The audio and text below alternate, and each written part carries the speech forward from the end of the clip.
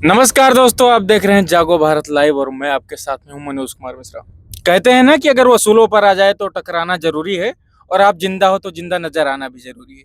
आप लोगों ने देखा होगा कि कॉकरोच जनता पार्टी के आंदोलन खत्म होने के बाद जो हर युवा के समक्ष एक मुद्दा चल रहा था ना कि आरक्षण को लेकर के, हमारे साथ एक बार फिर से मौजूद हैं हर्ष दुबे जी। और इन्होंने एक ऐसा मुद्दा बनाया कि पूरे देश में माहौल बन गया। अच्छा, सबसे पहले तो आपका स्वागत है thank Dubey you, ji. Thank you. कैसे हैं आप? बढ़िया, अच्छा, मस्त एकदम। अच्छा, ऐसा क्या जरूरत पड़ गई दुबे जी को कि दुबे जी को आरक्षण खत्म करने की बात पड़ गई, हर्ष जी को आरक्षण में समीक्षा करने की जरूरत आ गई? देखिए, कहीं न कहीं ये प्रॉब्लम कई लोगों की थी, सिर्फ़ हमारी प्रॉब्लम नहीं थी। अगर एक बंदे की प्रॉब्लम होती तो देश में आज इतने अकाउंट्स नहीं बनते, इतने बिल्कुल। लोग साथ नहीं आते और हमें इतना रोका नहीं जाता अगर इस चीज़ पे राजनीति ना होती। जी। हमें इस तरीके से रोका जा रहा है कि हमारे सारे अकाउंट्स उड़ा दिए जा रहे हैं। जो लोग हमसे जुड़ पा रहे थे वो लोग मोस्ट ऑफ क्रिएटर और उनके साथ में जो है वो लोग आ पा रहे थे। तो हमारे लगभग 80,000 लोग हुए, तुरंत ही मेरा चैनल हटा दिया, जो कि आज लगभग 2-3 मिलियन पहुँच जाते हैं क्योंकि सब लोग बिल्कुल। जुड़ना चाह रहे हैं उस चीज़ से। बिल्कुल। 3 दिन से मेरा अकाउंट उड़ा दिया है, अभी तक अकाउंट वापस नहीं आया है क्योंकि ताकि ये हर जगह जा ना सके। लेकिन हम आज भी हर न्यूज़ चैनल को तो आप नहीं बंद कर सकते हैं। बिल्कुल। हमारे हमारे चैनल को बंद कर लेंगे क्या हर न्यूज़ को बंद कर लेंगे? हम आपके चैनल से ये अपील करना चाहते हैं कि हर कोई इस आंदोलन का हिस्सा बने और हमसे जुड़े। हमसे जुड़ने के लिए सिर्फ़ हमारे पास इस समय एक चैनल है यूट्यूब पर सिर्फ़, क्योंकि वो पुराना मेरा था, हर्ष दुबे 2024, उससे जॉइन हो जाएँ और वहाँ अपनी कमेंट सेक्शन में राय दें कि क्या हो सकता है। और हम लोग 1 अगस्त को इस चीज़ के लेके परमिशन लेने जाएँगे। अगर अगर हमारी माँगें अभी नहीं सुनी गई, तो हम 1 अगस्त को इस चीज़ को लेकर परमिशन लेने जंतर-मंतर जाएँगे और सभी लोग साथ जुड़े। और हमने एक चैनल और बनाया है जिसका नाम है रिज़र्वेशन रिफॉर्म 1। इंस्टा पे, उस पे भी जुड़े और सभी लोग साथ आएँ क्योंकि एक अकेला इंसान एक आंदोलन नहीं हो सकता है। आंदोलन जो है समूह होता है। इसका एक चेहरा ना रह जाए क्योंकि एक चेहरे को कई लोग दबा सकते हैं। इसका हर बंदा चेहरा बने, आप भी चेहरा बने, आपके कैमरामैन भी चेहरा बने, हर बंदा इस चीज़ का एक आंदोलन बने, इस आंदोलन का हिस्सा हर कोई बने, ताकि एक अगर रिफॉर्म हो सकता है देश में तो क्यों ना आज रिफॉर्म कर लिया जाए। अच्छा, आप आरक्षण को रिफॉर्म करने की बात क्यों कर रहे हैं? आपका नीट में चयन नहीं हो पाया इस वजह से, या फिर जो मतलब काफी बच्चों के साथ ऐसा होता है इस वजह से? कहीं न हमें कहीं बताइए। दोनों प्रॉब्लम्स हैं। इस चीज़ का उत्तेजना आना, इसमें बहुत ज़्यादा उस दिन जो है हमारी फ्रस्ट्रेशन निकल जाना, वो तो एक पर्सनल प्रॉब्लम ही फेस बिल्कुल। किया होगा बंदा, तभी वो होता है। जी। लेकिन कहीं न कहीं अब जो बात कर रहे हैं, तो हम बात कर रहे हैं कि क्यों ना अगर ये चीज़ बदल सकती है, तो क्यों ना बदल ली जाए। अगर एक नया सवेरा आ सकता है, तो बदल लिया जाए, तो सभी लोग साथ आएँ तभी एक नया सवेरा आ पाएगा। अच्छा, तो मतलब आप क्या चाहते हैं कि ओबीसी को आरक्षण ना मिले या एससी एसटी को या जनरल को? मतलब ये लोग जो हमारे तमाम कमेंट सेक्शन में ऐसे सवाल आते हैं कि ईडब्ल्यूएस हटा दो, आरक्षण हटा दो, तो मतलब गरीब को मिलना चाहिए या हर एक जाति को मिलना चाहिए, या ओबीसी एससी एसटी को ही मिलना चाहिए, जनरल को नहीं मिलना चाहिए? ऐसा काफ़ी लोग ऐसा सवाल मतलब कटाक्ष कर रहे हैं कि देखिए, किस प्रकार का? हमारे कहने का मतलब है कि हर तरीके के रिज़र्वेशन को हटाकर रिज़र्वेशन को वहाँ पहुँचाया जाए, जैसे कि हर गरीब बच्चे को पढ़ाया जाए। जो बच्चा, एक बच्चा जैसे कि अभी देख रहे होंगे आप पीछे, अगर कैमरे में देख सको तो हुँ। साइकिल पे बैठ के गुब्बारे बेच रहा है। हाँ। उस बच्चे तक पढ़ाई पहुँचाई जाए और वो दिन में कितना 2-300 कमाता है और उस बच्चे को 2-300 रुपए पर डे का दिया जाए ताकि वो अपना पालन-पोषण कर सके या खाना दिया जाए उसको। उसके बाद वो उसको पढ़ाया जाए। जी। जैसे जो बच्चा कबाड़ी का काम कर रहा है, वो दिन में कितना 200 रुपए कमा पा रहा है, उसको वो 200 रुपए पर डे का दिया जाए और इसके अलावा उसको पढ़ाया जाए, पढ़ाने के लिए उसको फ्री शिक्षा दी जाए, तो वो बच्चा पढ़ सकता है। उस बच्चे तक शिक्षा पहुँचाई ही नहीं जा रही है। हमारा कहने का मतलब उस बच्चे तक शिक्षा पहुँचे, जो कि गवर्नमेंट का काम है, ये शिक्षा वहाँ तक पहुँचाने का आंदोलन है, ना कि किसी पर्सनल या किसी जातिगत आधारित इस तरीके का नहीं है। आपको ऐसा लगता है कि सरकार आपकी बात सुनेगी और आरक्षण में रिफॉर्म करेगी, या फिर आरक्षण गरीब को, आपका यही कहना है ना कि गरीब को मिले? जैसे चंद्रशेखर रावण को नहीं मिलना चाहिए, आपका कहने का बिल्कुल, मतलब, बिल्कुल। अखिलेश यादव को नहीं मिलना चाहिए, बिल्कुल, बिल्कुल। नरेंद्र मोदी जी के परिवार में किसी को नहीं मिलना चाहिए, बिल्कुल, मायावती जी के परिवार में किसी को नहीं मिलना चाहिए। बिल्कुल, बिल्कुल। आपका यही कहना है ना? हाँ, मतलब जो आरक्षण का हकदार है, जिसको जो उस रिज़र्वेशन लायक हो। जिसको ज़रूरत है और जी। ज़रूरतमंद तक ज़रूरतें पहुँचे, हुँ। वहाँ तक नहीं पहुँच रही हैं। इस विषय पर चर्चा है। जैसे कि एक एससी का बच्चा है, वो गरीब है, गाँव से आता है, उसके पापा खेत में काम करते हैं, उसको भी अपनी 2 वक़्त की रोटी कमाने के लिए खेत में जाना पड़ता है।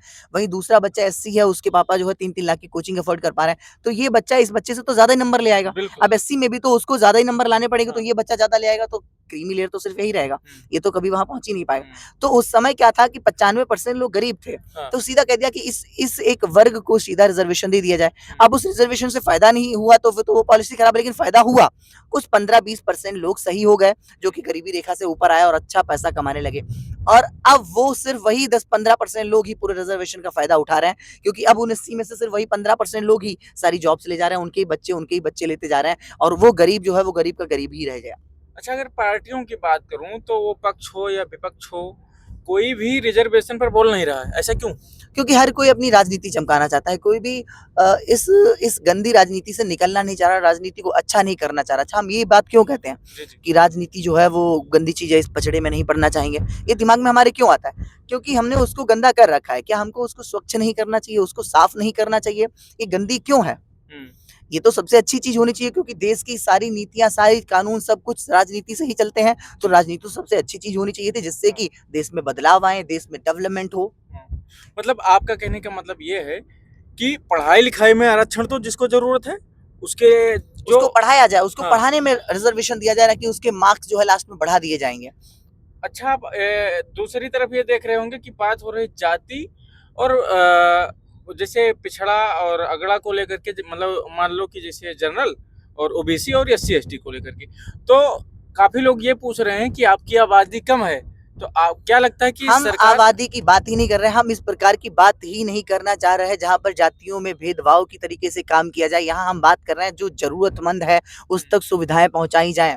आप भी इस तरीके की बातें ही क्यों कर रहे हैं? क्योंकि आपके ऊपर भी इसी तरीके की बातें रखी गई हमेशा हमेशा से यही बातें होती आई हैं, तो आपको लग रहा है कि यही तरीके की सिर्फ बातें हैं कि जाति में हम क्यों इस तरीके की बातें क्यों नहीं कह रहे कि जो जरूरत है जिस इंसान को उस तक जरूरत पहुंचाई जाए। एक ऑटो वाले के बच्चे को पढ़ाया जाए, रिक्शे वाले के बच्चे को पढ़ाया जाए, कबाड़ी वाले के बच्चे को पढ़ाया जाए, एक गुब्बारे बेचने वाले के बच्चे को पढ़ाया जाए, किसान के बच्चे को पढ़ाया जाए, कबाड़ी बेचने वाले को पढ़ाया जाए, उन बच्चों तक सुविधाएं पहुंचाई। ये बच्चे देख लिए ऐसे पैसे मांगते घूम रहे हैं, फूल बेच रहे हैं, इन बच्चों को पढ़ाया जाए।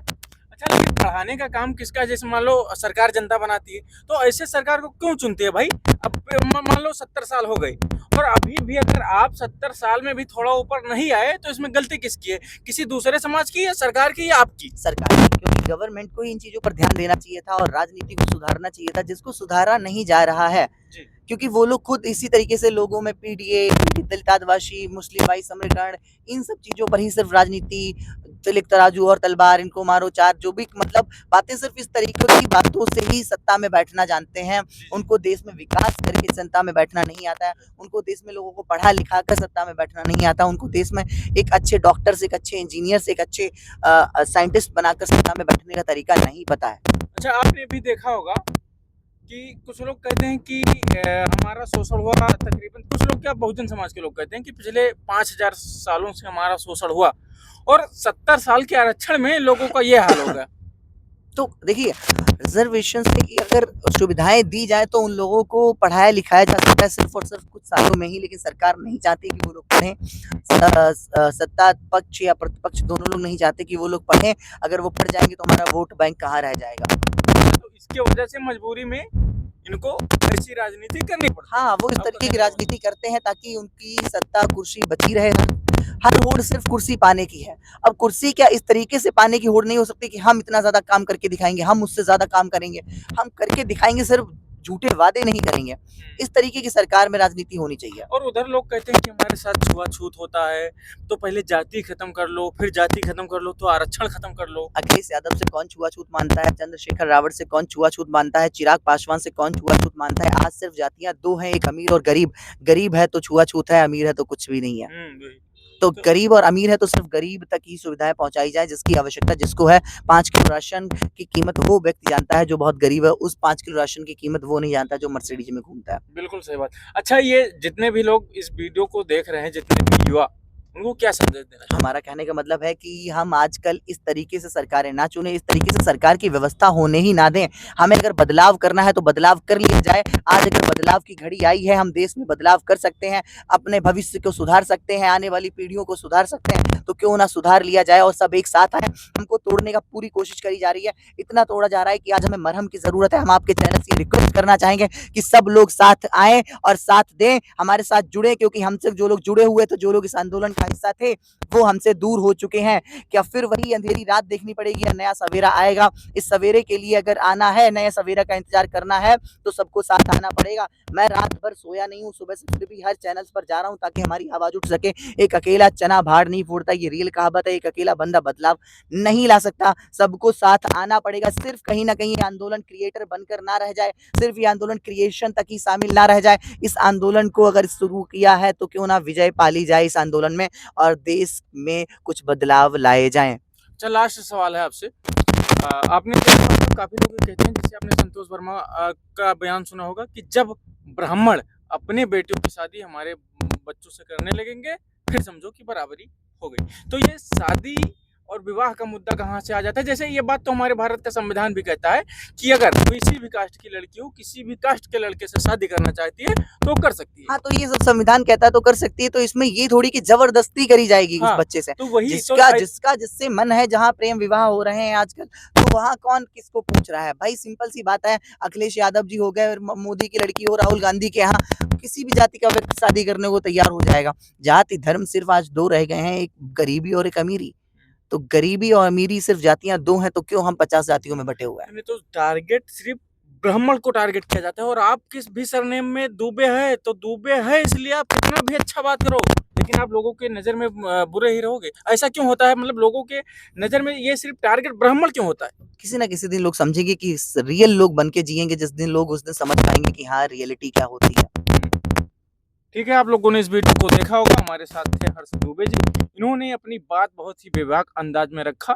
और आप लोग जितने भी भाई इस वीडियो को देख रहे हैं, आप लोग इस वीडियो को लाइक करें, कमेंट करें, शेयर करें, एक दूसरे तक पहुंचाने का काम करें। आप सभी का बहुत बहुत धन्यवाद।